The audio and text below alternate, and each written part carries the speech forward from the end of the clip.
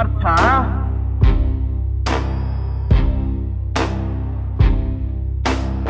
ಚೆಂಗಣ್ಣಿನಿಂದ ಕೆಕ್ಕರಿಸಿ ನೋಡಿ ನನ್ನನ್ನು ಗೆಲ್ಲಲಾರೆ. ಈಗ ಆ ಶಕ್ತಿ ನಿನ್ನಲ್ಲಿಲ್ಲ. ಪರಮ ಪತಿವ್ರತೆಯನ್ನು ನಿಂದಿಸಿದ ಮರುಕ್ಷಣವೇ ನಿನ್ನ ಪುಣ್ಯವೆಲ್ಲ ಉರಿದು ಹೋಗಿ ಪಾಪದ ಮೂಟೆ ನಿನ್ನ ಹೆಗಲು ಹತ್ತಿದೆ. ಎತ್ತು ನಿನ್ನ ಗಾಂಡೀವ. ಇವೆಲ್ಲ ಸಾಮ್ರಾಜ್ಯನೇ ಕರ್ಕೊಂಡ್ ಮೆರಿತಾ ಇದೆ ಸರ್.